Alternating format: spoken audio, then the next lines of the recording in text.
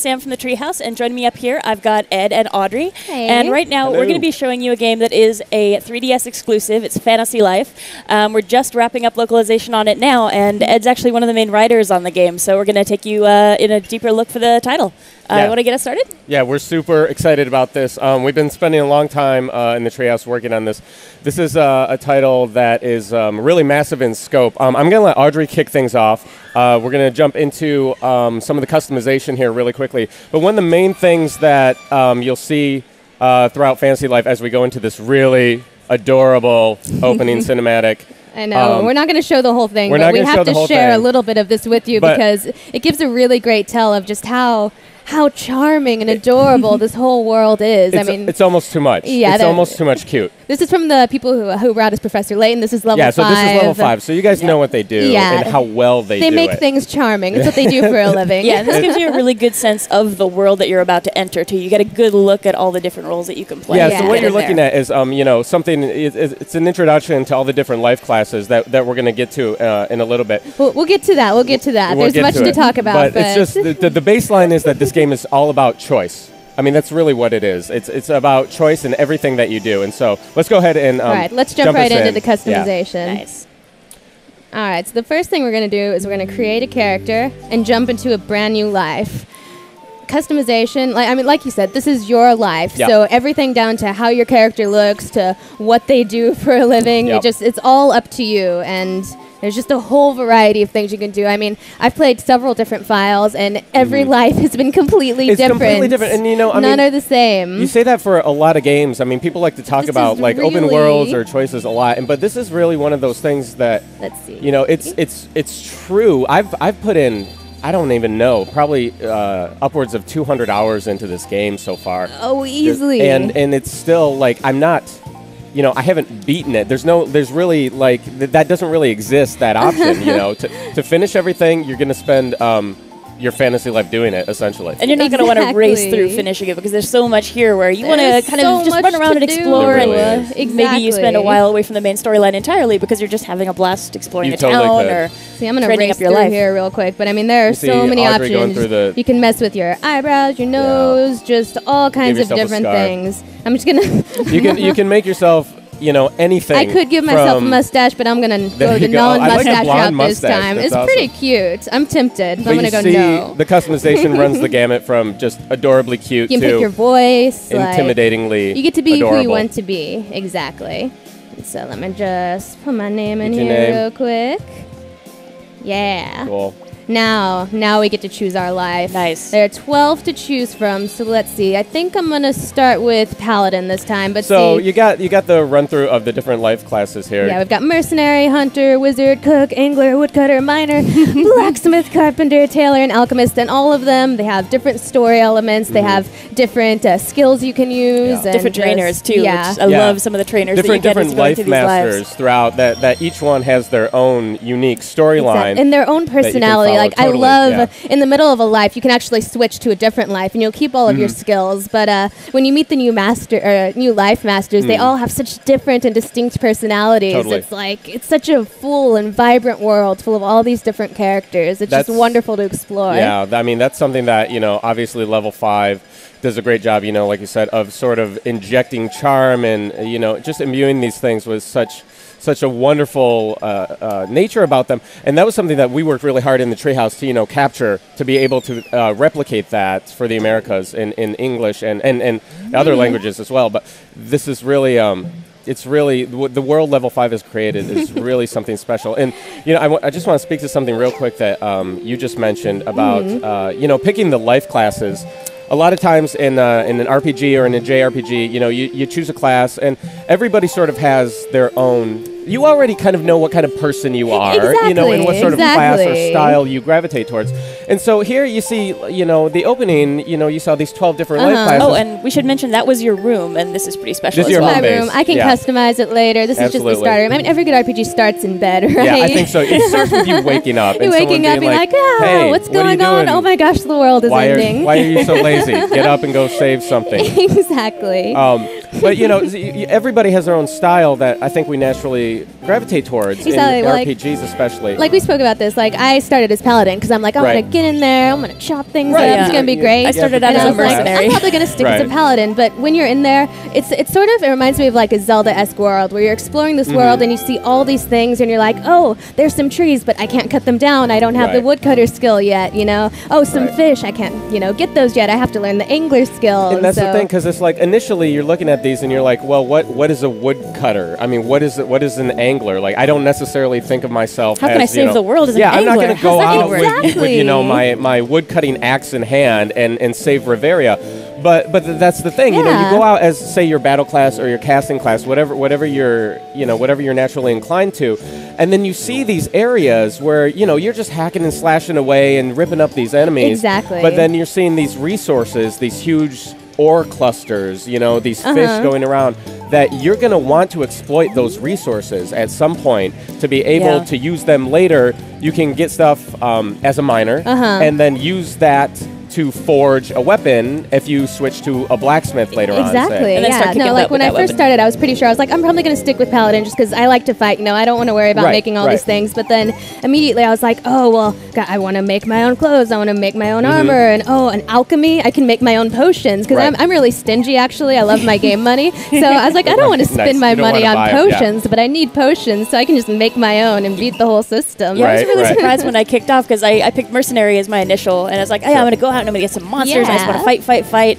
And when I first booted up the game, I was like, I totally want to go find some monsters and fight them out. But then I got here into this town, and there was so much to do that I spent so much time running around, talking to people, finding out where things were. And at some point, it was like, I was going to kill some monsters at some point. I guess I probably should go do that. Hours exploring, and you can spend like 10 hours before you realize, I should progress the story. Probably I've just been talking to people. Maybe I should learn how to fight and collecting. But that's the thing, you can play like that. You can totally that's totally valid. And I mean, you can get lost in all these side quests because there's just, to say there's such a ridiculously large amount of awesome content in this game that it's just it's unbelievable. And this thing, it really feels like your life because of that. Like, it sounds cheesy, but like you really get to choose how you live. Every decision you make just affects how your character grows and what they can do. I think this is one of the most apt titles I've ever seen. Yeah, looking at this location, we should probably touch on that a bit because this is a very important spot. This is your spot where you're gonna go back. If you ever want to change life classes, this is the spot you're gonna go to.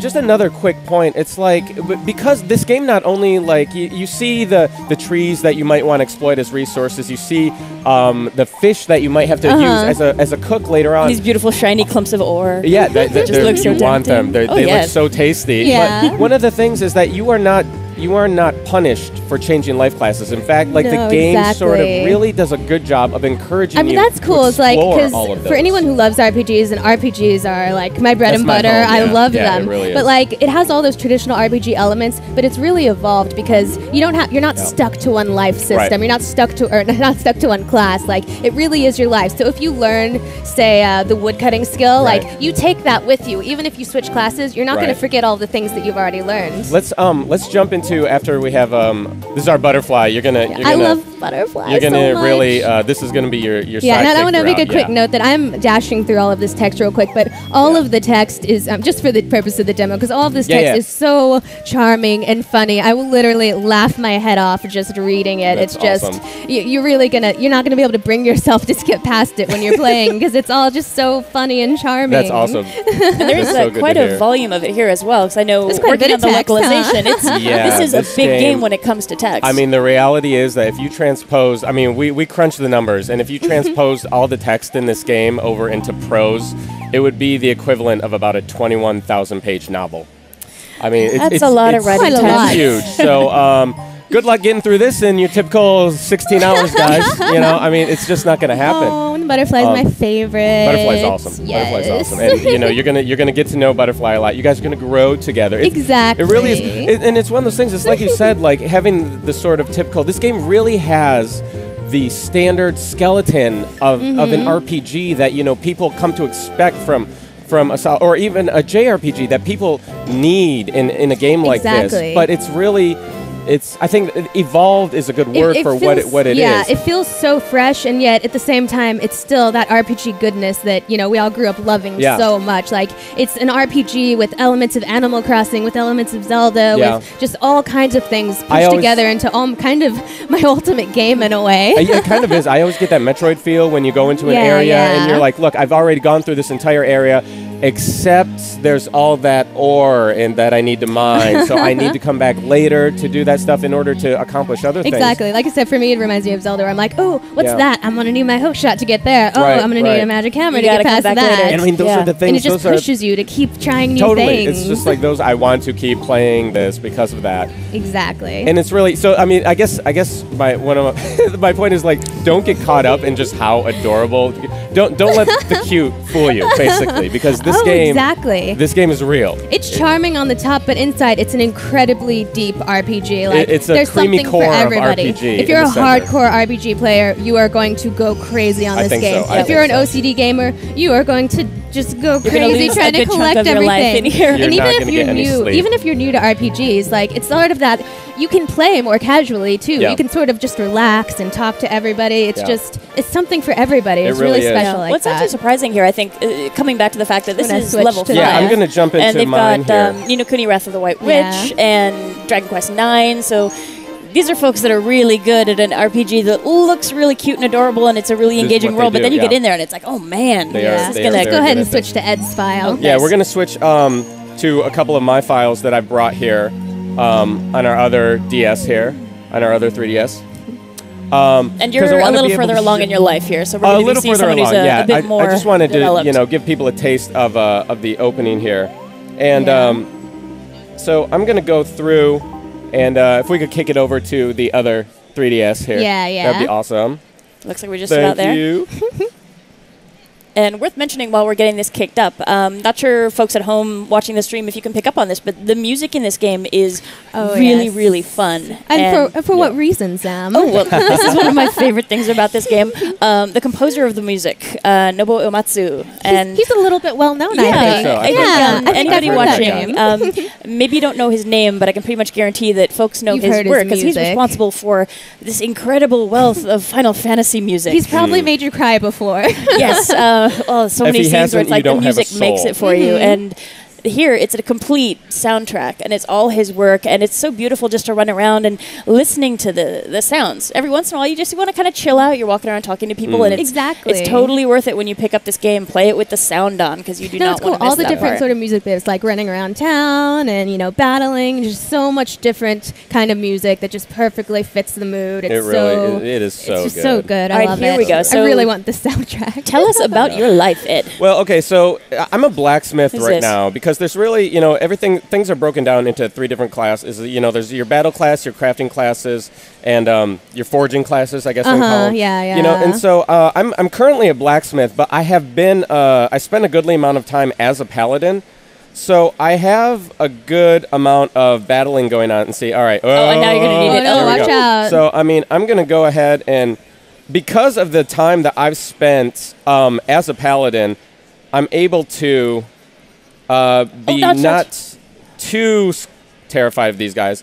Bounty. Oh, check it out. Not too terrified. Oh my God! Don't tell them about the bounty. Audrey. So what he just did there is he made that enemy go away, and he left behind this bounty box. What you're going to do is you're going to collect that box, and it's following behind him. You have to protect that bounty from enemies. That's your precious treasure. It's got Dash in it, which is the in-game money. It's got special items in it, possibly. So you need to make it from wherever you got the bounty all the way to the guild office, or to wherever the closest place to cash it in is. And if it gets messed up by an enemy, or even you can destroy it yourself. And if that happens, then you're going to be really sad, because you lose out on this prize. The first time I played this, everything was still in Japanese. And so it was definitely like one of those things. I was like, oh, the boss just turned into a box. Well, he must still be alive in the box. Let me just destroy the box. The same thing happened to me. I was like, ooh, box destroy it. Exactly. I was like, don't do that. And then I talked to someone who told me about bounties. I was like, oh, I destroyed like 3 bounties. It's like, yeah, you just made it so you can't cash that in for a bunch of bonus items. Good job. And here we can see some of the ore.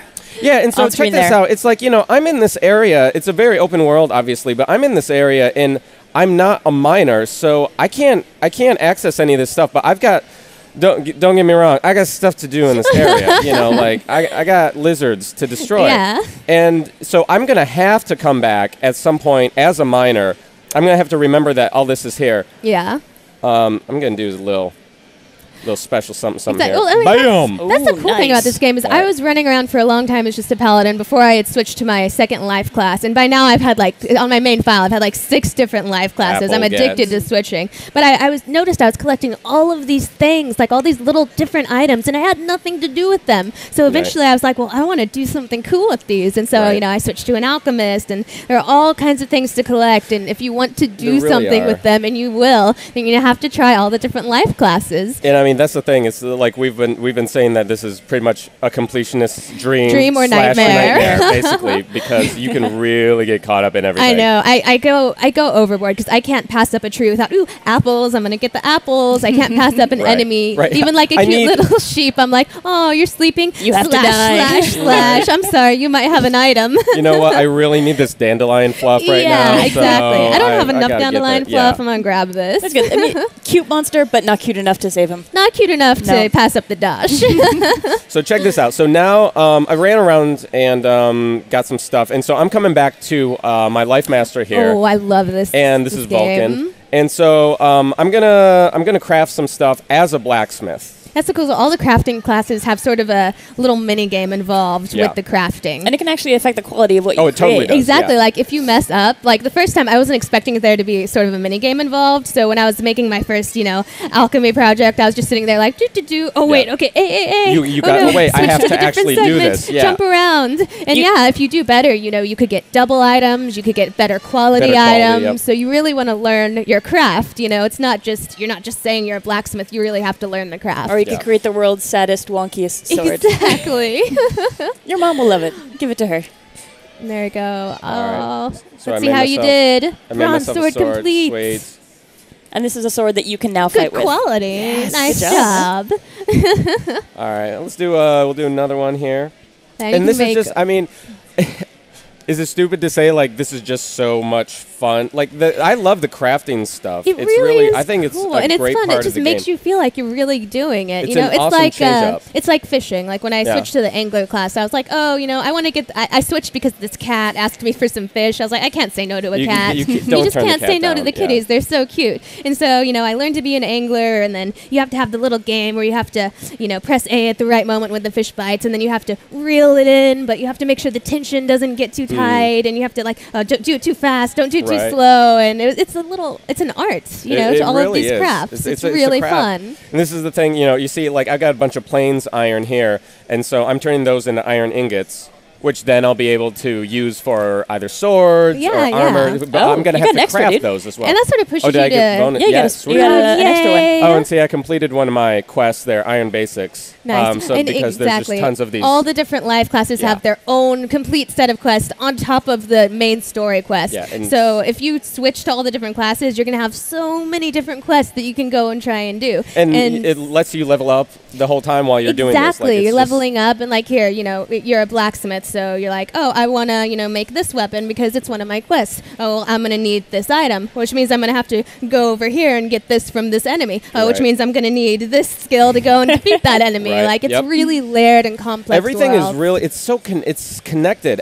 Each part of this is connected, and it's like learning one skill. Again, it sounds cheesy, but the metaphoric value is really through the roof. I mean, everything leads into something else. Each skill that you learn will take you to another skill or another item or something else that you're now capable of doing to really sort of push your life along. Yeah, and it feels like you're really watching your character evolve. Your character starts off, they're just some kid in their room, they don't know anything about the world, and then they learn their first life class, and by the end of it, you know so many skills, and you can do so many different things, and it's just, you become so attached to your character in a way, not just because, you made them, they're your little avatar, but just because you've watched them grow. You've decided how they grow, You decide which of your skills level up. You decide which skills you learn. It's just really, really cool. It's really great. And worth mentioning, too, is you get to watch other folks grow. Yeah, exactly. Yeah, well, let's, speaking of that, let's show off a little of the multiplayer because that is awesome. We just got a couple minutes here. Yeah, we're gonna try just give it a little taste here. Yeah. So I'm going to jump into multi here. All right. And so I'm going to invite Audrey into my world. Oh, what's great here, if you've got folks of 2 different lives who come into the same world, you can operate in really interesting ways together. You can have one person kind of guarding the group, making sure they're fighting off the monsters. The other one can be gathering some resources, and you can help each other out defending bounties, too. So it really pays off to have a friend come in with you. Yeah, exactly. We'll see, like right here, I jumped into a different file, and so I started with someone who's very similar to the girl I started off here in this file. She started off as a paladin, but by now she knows a bunch of different skills, and right now I have her as a hunter. So she has, you know, her bow and arrow. So, like, I can have Ed go in and sort of get right into the enemy spaces while I stay from a distance. And, all right, let's go. So check this out. Like, Audrey and I, here we are. She's in my world now. Exactly. I'm about to be transported into the magical world. All right, awesome. And this is really something, man, I have not seen this on a portable and had so much fun with something like this since Force Swords, honestly. Like, well, like we are totally free to run around wherever we want to go, do whatever we want. I want to go to the Elderwood real quick let's do and try it. To take out some. So I think it's time to find some big monsters. Yeah, I think so. That's what I want. So the cool thing is, like, there's not just one like little area of multiplayer or special level or anything. Yeah. The whole world is your multiplayer arena. You're literally inviting your friend into your world. And I mean, that's the thing that becomes, again, like, it's, you know, it's cool, it's fun, but how does it relate to gameplay? As you start progressing through this game, you start encountering massive beasts that, you know, you are going to want a team. You are going to want a squad with you to be able to take down some of these guys. Well, I know I personally made the mistake of disturbing the Nap Dragon on my first day because somebody warned me. Somebody was like, "Don't mess with the Nap Dragon," which you means, know. Of course, which means, of course, that was the first thing I had to go to. It's like, "Oh, where's the Nap Dragon?" Sorry, this way. And I should have known when I hit him, and it did 0 damage. And then just 1 second later, that life was over. No. Yeah, when you start seeing like, oh, attack 0, attack 0, attack 0. All right, Red Wolves, these dudes are no joke. So we'll just take care of these dudes really quickly. Boom! Oh, nice. I got 2. Nice. All right. Awesome. Wait, don't pass up the dash. What are you thinking? I was leaving it for you. It's mine now. All right. Okay, he knows what to do. All right, so we're going to step into the Elderwood here. And briefly mention, too, that literally every action that you do in this game affects how your character evolves. So, like, you can see us dashing around. Oh, yes, giants. The more you dash, the more, you know, your dash stat will grow up. The more you'll be able to do it, the less magic it'll use. The more you use your bow, the better you'll get at that. The more you use your sword. So, literally, it's like every single little thing you do, you know, just like in real life, it affects how you grow. It affects really everything. Pays to be well-rounded. Oh, yeah. That way you got monkeying around. I got a monkeying around quest. That's the thing. It is something that pays to be well-rounded. That's the way that the game really encourages and you abandoned to. me. Oh, all right. Okay, I got it. We got 2 of these dudes. I'm going to need some help in this. Now you need my help. The Grove of Doom. Oh! I'm going to power. Okay. All right. So, I'll get this guy. You take care of the kitty. All right. Meow. Oh, speaking of kitties, when I found out that you can actually, when you earn enough bliss points, you can have a cat in your room, and you can have them follow you around as your partner and fight with you, which is kind of amazing. I love all the bonuses that you can have. Oh, nice. There's nothing better than having a cat just nothing, just team. A giant blue monster. We can wrap that up before we have to go. Yeah, all right. Audrey's got him from a distance. Yes. I got the melee going. All right. Come on. Let me charge up a little. Bam. Yes. Nice. One more. See, that's teamwork right there. The pirouette of doom. And now the bounty, so oh, yeah. you'll get to fight over who gets to take it. Is that your bounty? Yeah. Wait, I'm just going to shoot it. All right. No. No bounty for you. Okay, go ahead. All right, cool. All right. Well, that's about all the time we've got, but thank you so much for swinging by and giving us a first look at this game. Absolutely. Yeah, no problem. Folks, if you're interested, this is going to be coming soon exclusively to Nintendo 3DS. Please stay with us. Next up, we've got some great indie devs coming up on the stage.